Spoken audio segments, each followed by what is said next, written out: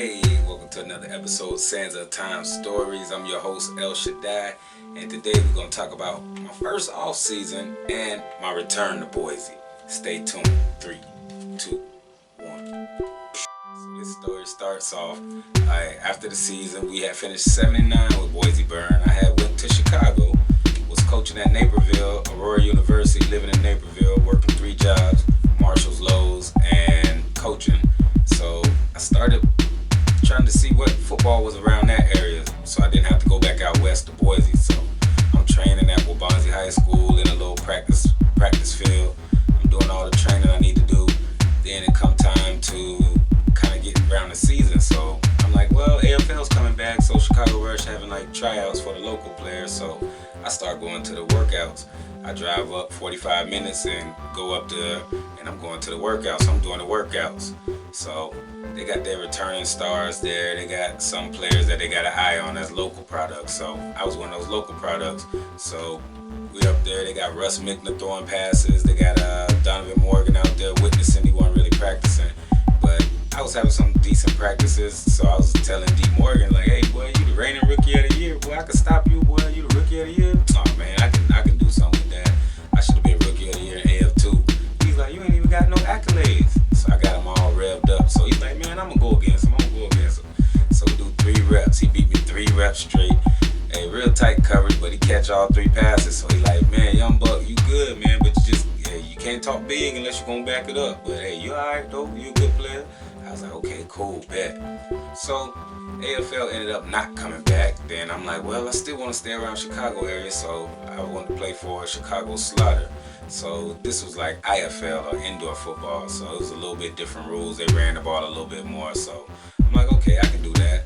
So we practicing. It just was unorganized. They didn't cut people. They didn't release players and trim the rosters. So I'm like, man, I got a whole opportunity in Boise still waiting, and I'm trying to stay here local. And hey, so long story short, insert Coach Brett Winter, head coach. He was the second head coach at Boise Burn. So he's calling me trying to recruit. I talked to him. I'm like, nah, I'm not coming out there. I'm staying. So then they ended up like moving me to wide receiver at Chicago Slaughter. So I'm like, man, I ain't even in my natural position. They had ended up getting like all the Chicago Rush players down in that league. So they had positions basically already given to them. So I ain't really have a name for myself that big just yet. So I was like, well, talk with the coach in Boise. He's like, yeah, come on back out. We're already in camp. We'll take you back. And we'll act like nothing ever happened. So I get back to Boise.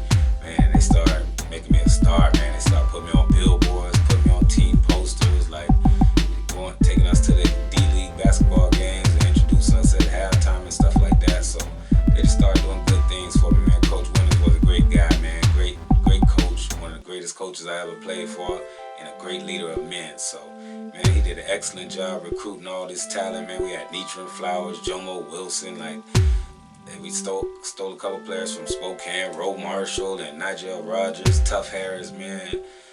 Man, we had a lot. Man, Tremaine Tyler had Tough Hair. Tremaine Tyler, we had a lot of players, man. So we had skills all over. So we ended up going 12-4. I get 9 interceptions again. I forget how many kick return touchdowns, but I'm leading the league like 25 yards an average this year.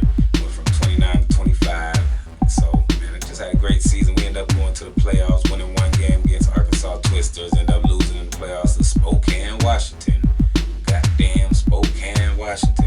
Spokane Shock. So that's how that season ended, man. It was almost a season that didn't even happen for me because I was trying to play in Chicago. So luckily I had those options available to me. And hey, man, when you're chasing that football, man, you're going to do any and everything you got to do to get on. So whatever you got to do to get on is what you're willing to do. And hey, from my story, you should be able to tell I was willing to do a lot. So it took a lot.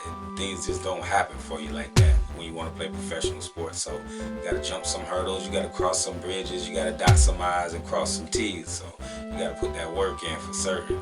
So with that being said, that's basically how the story of my first off-season went, and signing my 3rd contract, which was a renewal contract with Boise Burn for a 2nd season. Ended up making 1st team All-Arena as a kick returner and 2nd team All-Arena as a DB that year. So it was a great season for me, and being with Coach Winter really helped. He had me get a workout with the St. Louis Rams. That didn't go so well, but hey, he got me that opportunity. So Coach Winters, man, hey, I appreciate everything you